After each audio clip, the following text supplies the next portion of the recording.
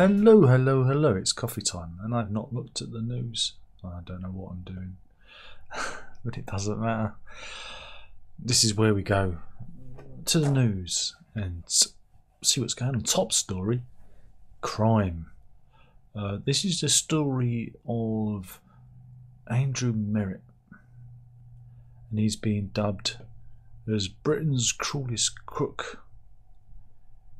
And there's a little bit of footage here.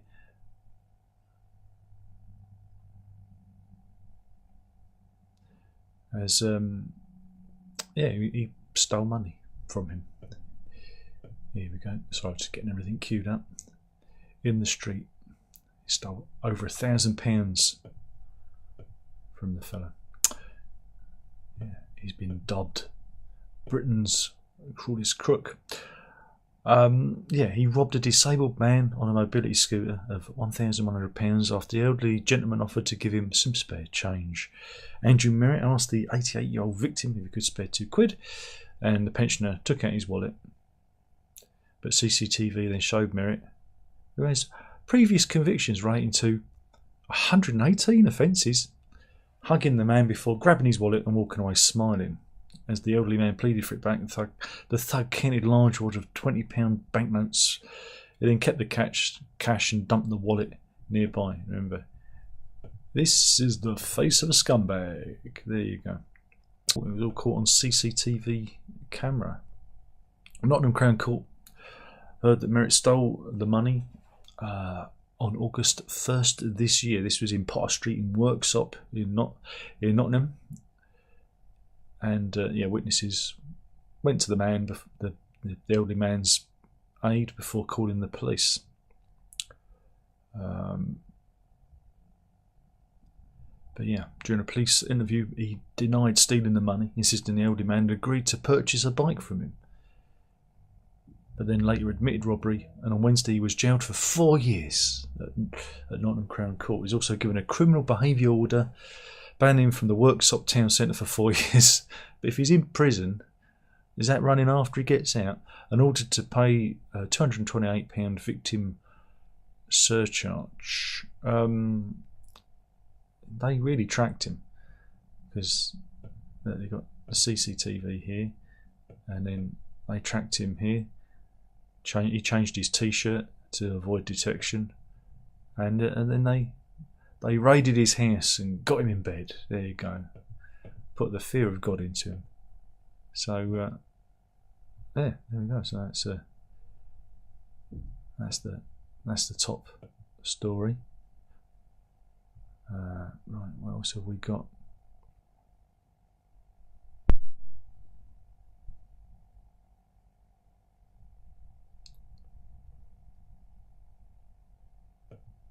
And here's another. This is a heartening story. This is the story of a brother and sister. You've got Margaret Davis and Charles Davis. Margaret, known as Peggy, died aged 89, 4 months before her older brother Charles, who was 92. And the siblings spent their whole lives together on a rope farm in Corbin in Denbighshire. And here they are.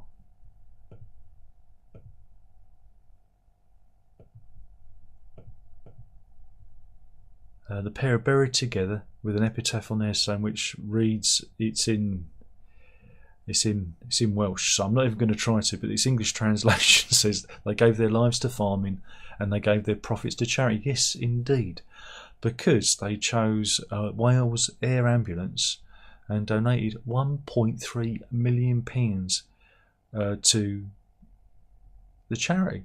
And this was done because a long time ago, previously, the air ambulance had come to the aid of came to their aid previously, so they repaid the debt, and here is the gravestone, so you can see it. But so yeah, they gave their fortune back to charity.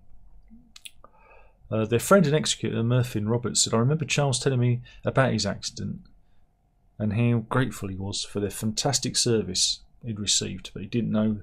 We didn't know their intentions until after their deaths, and it's good to see that Charles and Peggy both agreed to bequeath most of their estate to charity. Had we known, we'd have encouraged them to meet the charity and see how their legacy would help continue to save lives. What an amazing story! And here's a black and white picture of the farmhouse where they lived. So yeah, that's a positive story.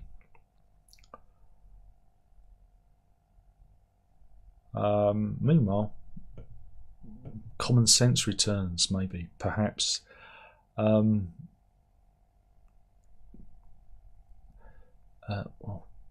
this is West Monmouth School in Pontypool in South Wales. Here it is. So there's just lots of pop-ups popping up everywhere, distracting me. It's very distracting. Very distracting. And apparently it's a 1,000-pupil high school, and it boasts a string of famous alumni. I'm going to use alumni. I'm not going to use former pupils. I'm going to be posh and say alumni, including Sir Anthony Hopkins himself. A boy. And yeah, so anyway, the school sent out a letter recently warning that it is refusing to provide litter trays for any pupil that identifies as a cat. It has been forced to contact parents to deny claims that cat litter trays are set to be provided for furry pupils who identify as pets. Baffled parents received the letter to say there would be no provision for pupils who might identify with an animal of any kind. Council chiefs say the note was sent in to say it is not acceptable for special treatment for any children.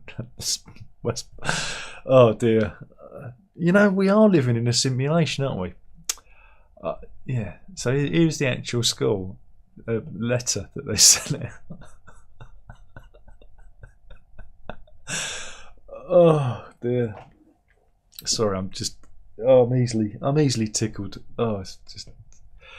Do you ever get the feeling the world's gone mad? So yes, okay. Do you want?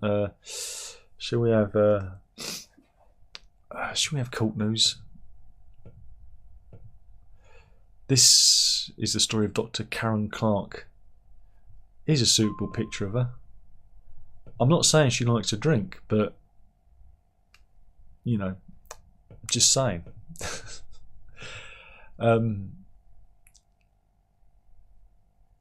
Well, anyway, Medical Practitioners Tribunal Service, the MPTS, has struck her off from the doctor's register, officially ending her career, due to a lack of any evidence that she's changed her terrible past behaviour.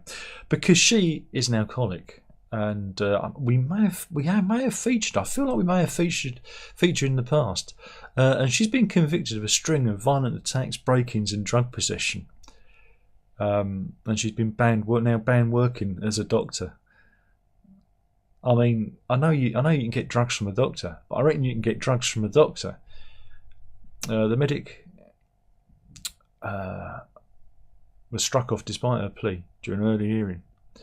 Dr. Clark's regulatory woes started in 2012 when she worked as an A&E doctor at the NHS Greater Glasgow and Clyde's Glasgow Royal Infirmary. And here's a picture there so you get a flavour of what it was like there. The panel heard how she drank alcohol to excess before driving to a car park near her home and falling asleep in a vehicle. She was woken by the police and asked to provide a breathalyzer test but refused. She was fined £400, disqualified for driving, and referred to the medical regulator. Then in 2015, a year after she last worked as a medic, she was jailed for 9 months for attacking 4 police officers and 4 nurses in 2 incidents, weeks apart. Just months after her release in 2016, she was convicted of 2 break-ins, one in Salem.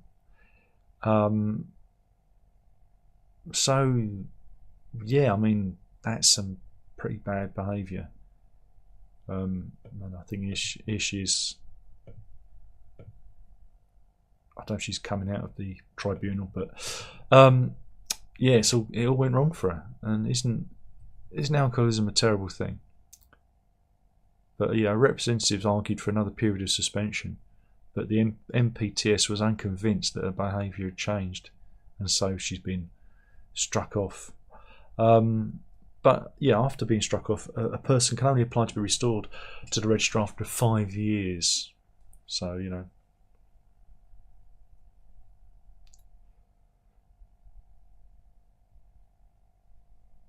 So you go. She can appeal, and she can also accept her suspension and still work as a medic. So, but just not as a doctor.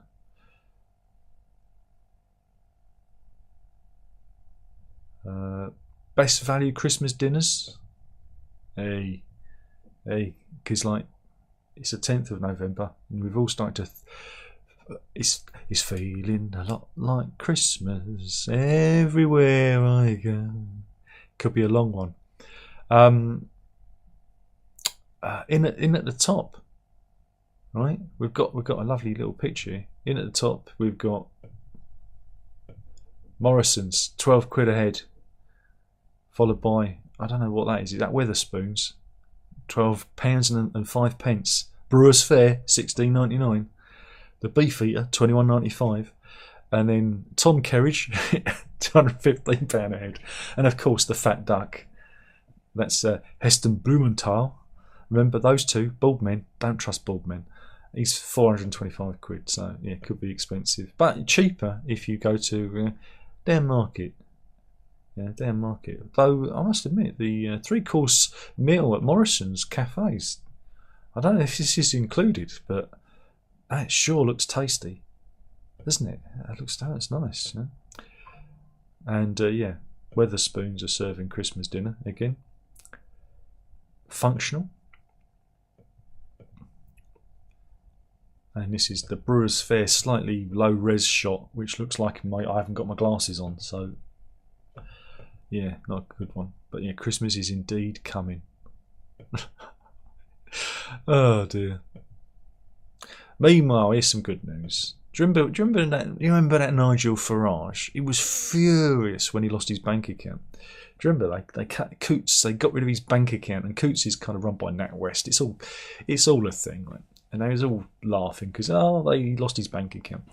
But the woman behind it all, who was running it, Dame Alison Rose, she kind of left in I don't know if it was a victory lap or she bowed her head in shame. I can't tell, but here she is, and she was due to get a whopping something like £10 million payout, because that's what you do. That's what you do when you get people are incompetent and don't do their jobs properly. You give them loads of money to leave. God, I wish they'd have done that to me. I guess I wasn't incompetent enough. But yeah, she's going to be paid a little over £1.7 million for serving out her notice period. Oh man, how's she going to cope? But she's going to be forfeiting 7.6 million quid, which she would have been entitled to if she'd stayed with the bank and I guess worked a bit harder, I guess. But oh man, how's she going to get along? How's she going to cope with £1.7 million? Mind you, doesn't go far these days, is it? I think that'll get you about 3 packs of Lurpak, innit, these days? Huh? Oh, okay. Now this is something we can celebrate. Now you're saying that AI is going to kill humanity and wipe out people's jobs. I'll tell you what it has. Self-service checkouts. There's an abstraction. There's an obstruction in the packing area. Obstruction in the pack. It's you just standing there trying. You're in the way. I've never used one. I've never used a self-service checkout. I refuse out of principle. My socialist ethics says no. This is demarcation. Bring back the. Oh look, I've got the hand of God is on me. Oh, if I'm lucky, I can get it to shine on my spot. There you go. There you go. You really see the spot now. So I've never used a self-service checkout till, and I'm proud of that fact. I'm proud of that. But up north, Booths is a chain of stores which I've never heard of. I've never come across them. They've got 27 stores across the north, including Lancashire, Cumbria, Yorkshire, and Cheshire. They're getting rid of almost all of its self-service checkouts and are returning to the staff serving people. That's brilliant. I think that's brilliant. the upmarket firm, which is dubbed the Northern Waitrose, said that they found the machines to be slow, unreliable, and impersonal. And they decided that rather than use artificial intelligence, they're going to be using actual intelligence. Excellent. Or as I call it, it's artificial stupidity, isn't it, really? And also wanted to their customers to be greeted with high levels of warm personal care. The store was founded in 1847. And I mean, I just think that's the right thing. And here is a booze. Again, I've been up north. We've been up north, but I've never seen one. So, but I think that's how we need to go. And this is Managing Director Nigel Murray, who said, at our store, we like to talk to people. There you go. But not too much, mind. I don't do stop and chat. Don't do. This is. If I get on my ear now, look. There's a tiny sliver of sunlight just coming in. Okay, I could. Oh, I've got dazzled. There we go. We'll improvise. I just move slightly, and then it'll go dark, and I'm at this weird angle. I don't feel comfortable now. But yeah, so that's good, isn't it? I think that's a good thing. I think the self-service checkouts are spawn of the devil. Spawn of the devil. I've got a bit bedazzled. I've got a bit bedazzled.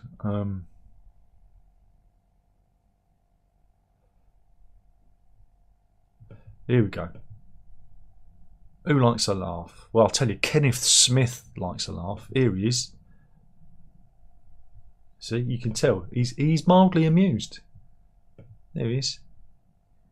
But that's his mugshot because he's in prison in America. Yeah, he's in a prison in Alabama. Yeah, Kenneth Eugene Smith. Right. He's looking at the death sentence, right? Because he killed a hired hit on a 45-year-old preacher's wife, known as Elizabeth Sennett. This was 35 years ago, and yeah, he's going to be executed. His accomplice already died by lethal injection in 2010, but Kenneth Eugene Smith is unique. Oh, see, I move and I've gone a little bit out of focus. Oh, a little bit out of focus. You've got to see the. Oh, is it my eyes or the? Anyway, right. He's going to be unique. He's a record breaker in his own way because he's going to be the first death row inmate to be executed by nitrogen hypoxia. Yeah, nitrogen gas. Not nitrogen oxide. It's not laughing gas. It would have been done. Imagine if they'd have killed him using. He giggled himself to death. That would have been. That's what I was trying to work towards. Nitrogen, but I got dazzled and confused, and I don't know what I'm talking about anymore. But yeah, he's going to be killed using nitrogen hypoxia. So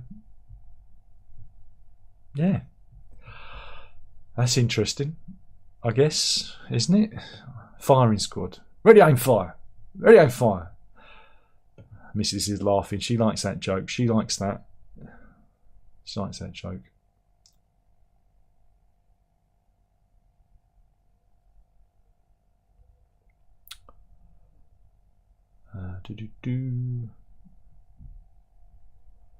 What else have we got?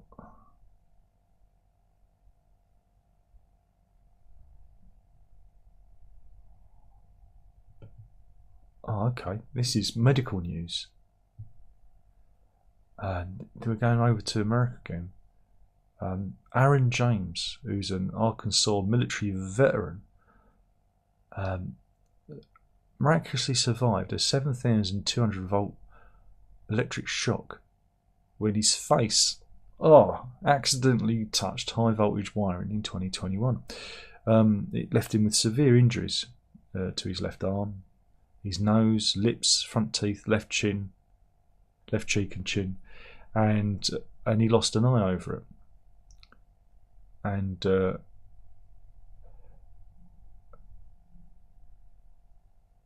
here he is before. Obviously, they don't show you the gory pictures, but he's become unique because he's had a partial face and eye transplant. I mean, again, it's not. He's got. It looks like he's got different colour. They could at least match the eyes up, couldn't they?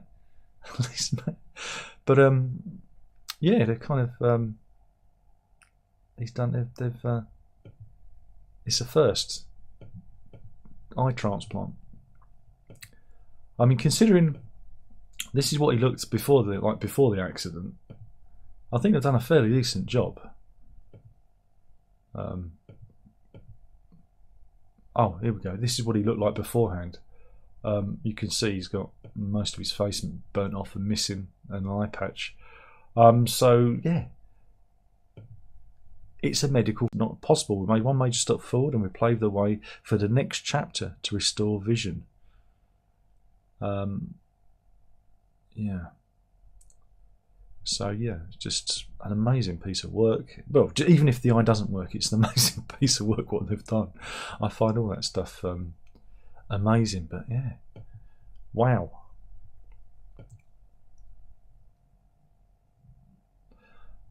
Here we have got first world problems here. Hashtag first world problems. This is the story of Angela Sider of Fareham, Hampshire. She claims she arrived home to find her home surrounded by dun dun dun telegraph poles. So let's see these telegraph poles. I mean, yeah. I mean, it's not exactly surrounded, is it? I mean, it's a fair distance away. What is it with people? And oh look, there's one over there. Look in the distance. Oh my God, she's surrounded by them. She reckons the poles surround her property from all sides. This is top news. This is top journalism. And there's another one. It's enough to drive you up the pole, round the pole, up the pole. Oh, I've lost the will to live here.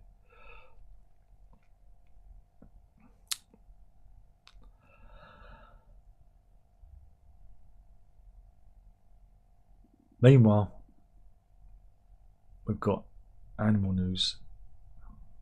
If you're going down to Dorset, be very careful, because they reckon that Portuguese man of war are washing up on the beaches. There you go. These are usually found elsewhere, like in the Atlantic and Indian Oceans. And the Portuguese man of war is a very poisonous jellyfish. Well, it's not. It's mistaken for a jellyfish. It's actually a siphonophore. Yeah. It's not one animal. It's many animals. It's a colony of tiny zooids working as if it was a single organism. They're fascinating creatures. But yeah, the Dorset Wildlife Trust said they have an extremely nasty and painful sting, even once they've died. And they float, don't they? They float on top of the water. The Dorset Wildlife Trust posted to its Facebook page, we've received multiple reports of Portuguese man of war washing up on beaches along the Dorset coast. Like one captured here by Peter Minter in White Regis. Yeah, it's been blown in. But yeah, the tentacles are incredibly poisonous. And this is where White Regis is. It's just near Weymouth, south of Dorchester. There you go. So be careful out there. Be careful out there.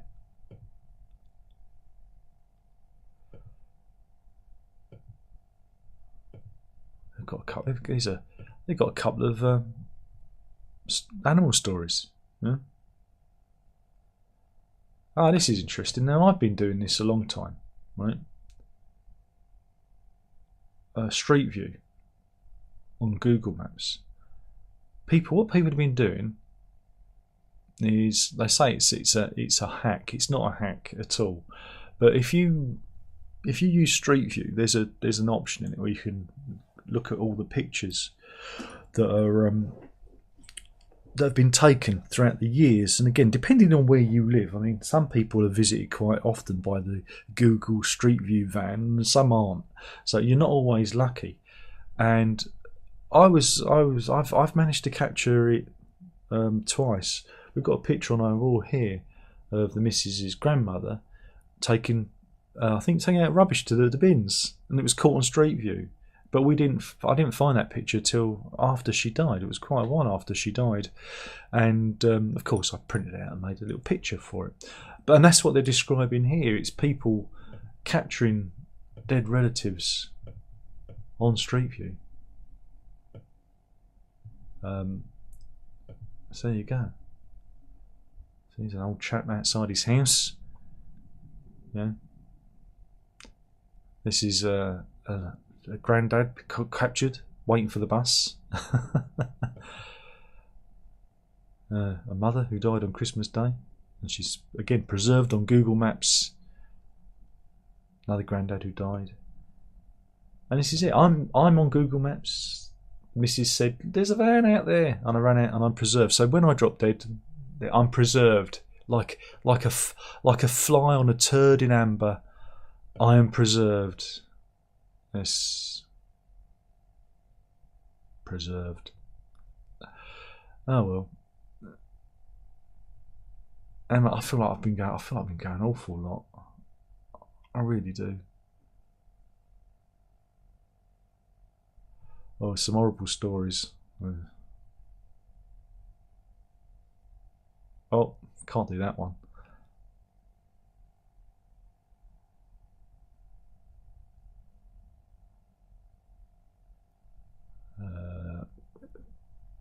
Nope.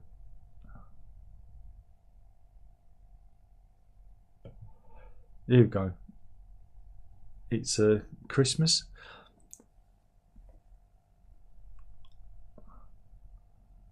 This is the story of Carl Graham, right? And this isn't him, but this is the job that he does. He's a professional Father Christmas, and he has he's sued for discrimination because sales manager John Gill, right, kept calling him a pedo and a kiddie fiddler after he found out he dressed up as Santa Claus for appearances in the Grotto and the shopping centres. The employment tribunal, Mr. Gill explained he would regularly be called Mr. Gill regularly called Mr. Graham a sexual predator and joked he must molest children because he enjoys his role as Father Christmas. He was the butt of paedophile jokes for 3 years at the car dealership where he worked, the hearing was told.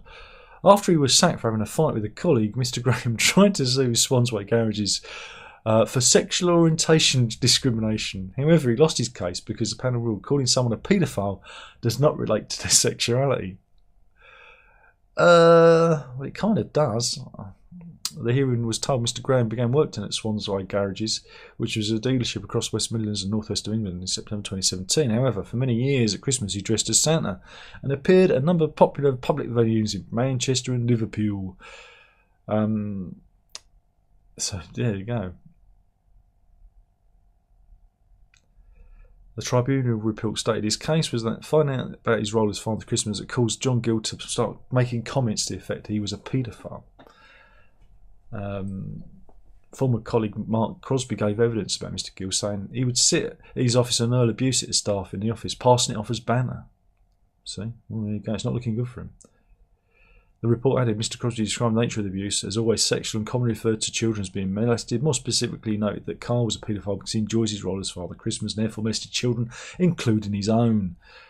At the tribunal held in Birmingham, Mr. Graham said he was seeking £44,000 in damages. He said the daily abuse, which lasted for 3 years, about my sexual preferences and orientation has destroyed my life. But he was sacked in August 2020 for assaulting another colleague who described him as the one that liked to play with kids. I mean, seriously, I think it's reasonable to clump someone if they're continually calling you that, isn't it? But the tribunal found Mr. Graham was prone to hyperbole after Mr. Graham went as far as to state, "This is the most horrific abuse that anyone's ever suffered in UK employment history." But employment judge Tim Kenwood ruled the abuse was not daily. It was said there was a culture at the Liverpool dealership of vile, abusive comments, and that Mr. Graham was an enthusiastic participant. So there you go. He also partook in it. So he wasn't always the. Judge Kenwood ruled the tribunal accepts Mr. Graham was verbally abused by John Gill between September 2017 and August 2020. The tribunal was not satisfied that the abuse was daily. Ultimately, the tribunal has concluded Mr. Graham is prone to exaggeration, and describing the abuse as daily probably amounts to an imprecise description of the frequency of the abuse, but the tribunal does accept it as happening on a regular basis.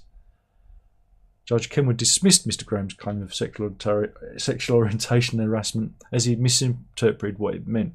Calling someone paedophile was not related to his or her sexual orientation, because a paedophile could be someone whose sexual orientation was towards a person of the same sex, or a person of the opposite sex, or persons of either sex.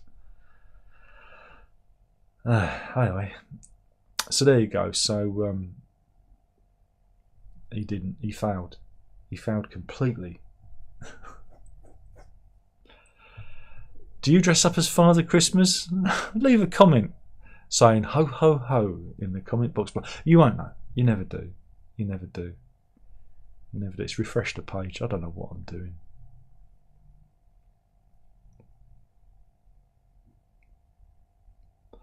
Oh God, there's more Christmas ads, and look, they've done as a little graphic.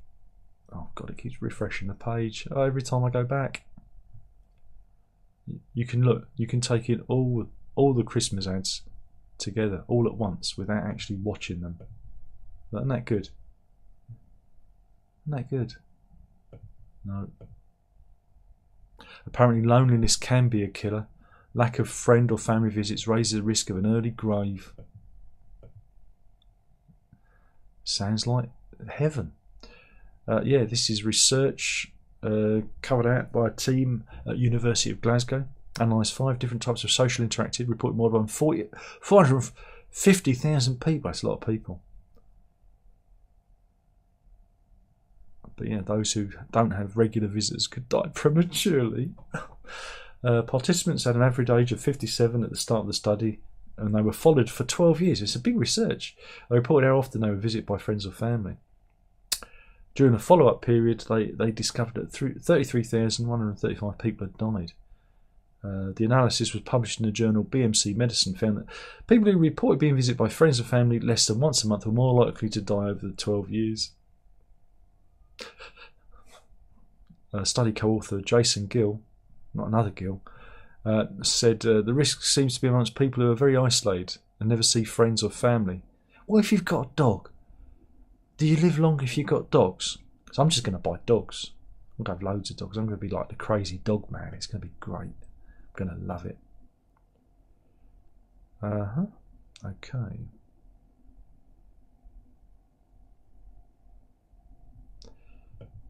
Meanwhile, we have more court news. This is Chloe Campion. She was working as a charity leader assisting vulnerable adults who ended up stealing $28,000 from a woman she was caring for. She used her client Joan Anderson's bank card over 4 months, taking the money from the lady who has Down syndrome and dementia. A victim has severe learning difficulties and relies on staff supported accommodation at Leeds-based charity Imagine, Act and Succeed, where Campion is a service leader. And her crime only came to light after an anonymous letter was sent to the charity's management alleging she was stealing money for a gambling addiction. Gambling addiction? No, more like cream cake addiction. Again, that's the face of a scumbag.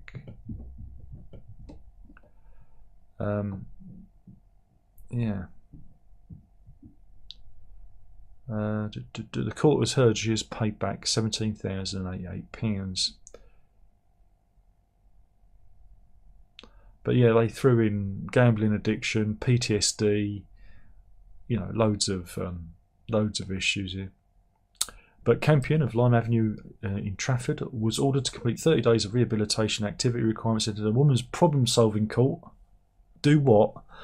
and abide a 3-month curfew between 10 p.m. and 7 a.m. She was also ordered to repay the outstanding amount of £11,657 at the rate of £400 a month. She also she had a suspended 12-month prison sentence, which is suspended for 18 months. She got off lightly there, I think. But again, the curfew, what's that going to hit? That's not going to stop her, because you can gamble online. Have they taken away her internet? Because that'll do it. Meanwhile, more crime news. This is the story of Matthew Grimm, and for him, it is grim. A local businessman from Chipping Sodbury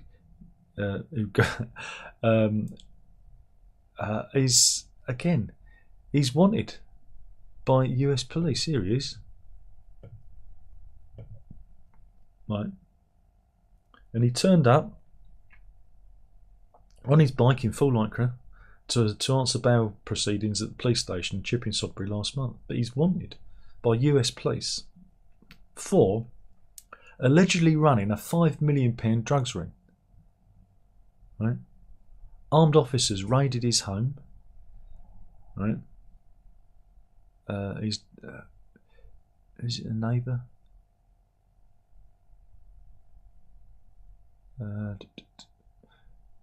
40 police officers armed in black, many of them armed, descended into the quiet cul-de-sac where he lived, and they sealed off the main road and kicked down his front door, yelling, "We are the National Crime Agency, open the door!" And so they smashed their way in. And apparently he's a mastermind of a big drug syndicate, apparently. And they've begun extradition proceedings on charge of importing controlled drugs into the country, laundering the profits of 6.5 million in cryptocurrencies. Jesus Christ, I'm in the wrong business. And he's who'd have thunk it, eh? And he's looking at 120 years in prison if they do successfully extradite him and take him to the US. All in a quiet little cul-de-sac in Chipping Sodbury. Oh dear.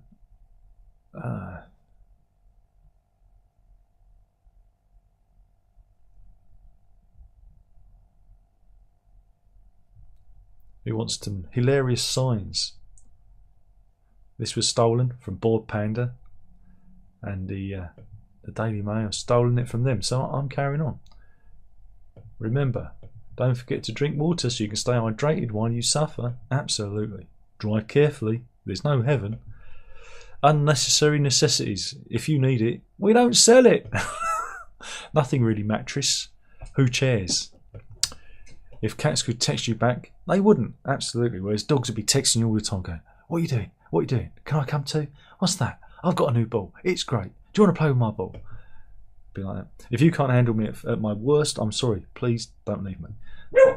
Oops. The love of your life will appear in front of you unexpectedly.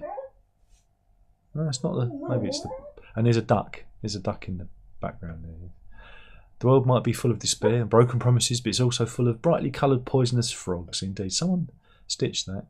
Have you seen him? Now you have. That's the Doge. That's Doge dog, isn't it? Doge. Get that tattoo. Your family is already disappointed. I'm going to show that one to my daughter. Ronald Reagan is in hell waiting for heaven to trickle down. I like that. That's a political comment. Yeah, so that's it. And when I grow up, I want to be carried away by owls. I mean, that is an aspiration we can all agree with, I think. Yeah. Meanwhile, let's go to Colombia. We're going to do some animal news now. We're going to Colombia.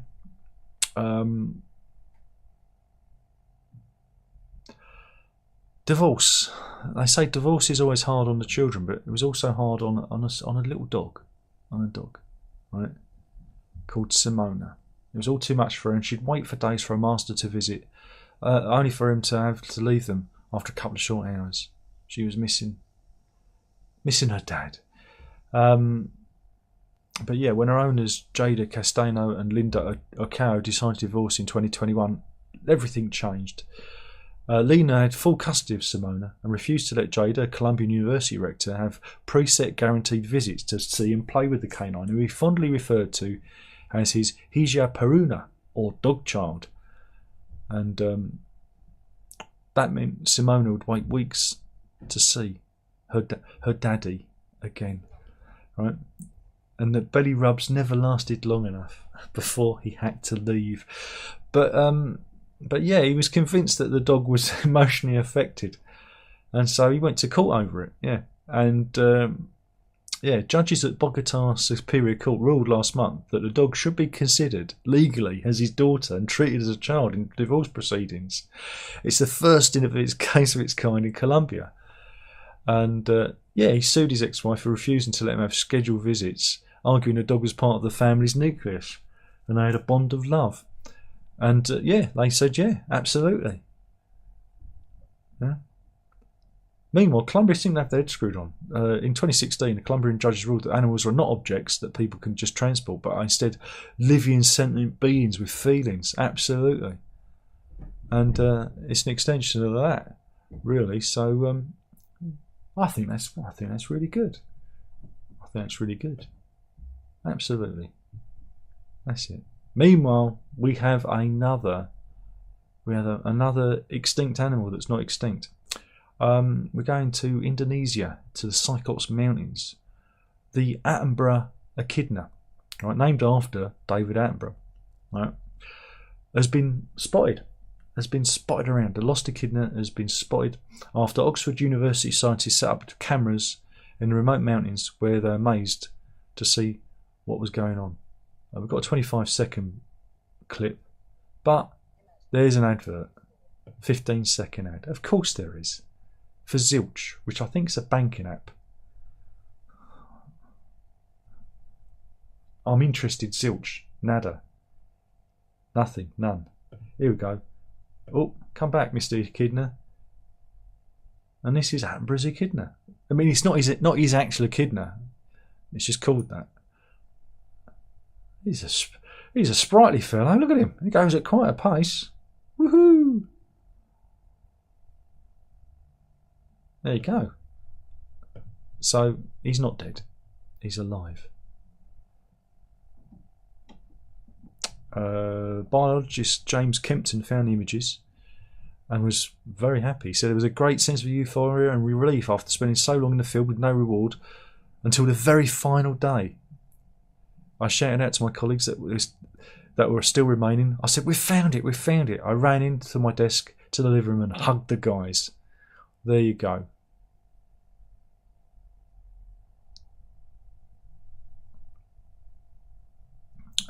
He said the reason it appears so unlike other mammals is because it's a member of the monotremes, a leg-laying group that separated from the rest of the mammal tree of life about 200 million years ago.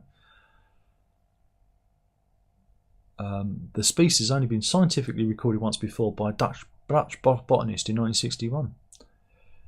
So there we go. So they thought it was extinct, and it wasn't. There we go. We end on a good one. There we go. 6 people in. No one's watching. No one cares. No one cares. Just stop doing it, Darren. Stop doing it. But then, what would the missus watch with her sandwich? What would she do? What would she do? Simon's in. He says all those polls will make May Day celebrations easy again. Dance around the Maypole. Vasana's in. Is it a good day? The eye transplant is amazing. Yeah, I'm hoping to get one. Hetty's in. Says have a good weekend. Same to you too. Simon says, near the weekend, a few beers tonight. Maybe for you, not for me, I don't drink. Vasana says, Ronald Reagan reference? Who gets it? I get it because I'm old enough to remember Ronald Reagan and his trickle-down economics, or as we call it now, Trussonomics, because that's what Liz Truss wanted to bring back. It never worked then, and it wasn't going to work now because rich people don't spend their money. That's why they're rich. It's poor people what spend money when you give it them because they're not rich. And that's trickle up because what they do is they spend their money and then the taxes and whatever go upwards. It's actually trickle up economics. Anyway, we'll end it there. We're getting a bit political. That was the news. We've done another week. Hopefully you've enjoyed it. Hopefully I haven't bored you too much. Hopefully I don't look too much like a ghost thanks to the sunlight beaming in. Yeah, that was the news. Killing the channel, one video at a time. You know. You've got to drink up. Have a good weekend, everyone. Ta-ta.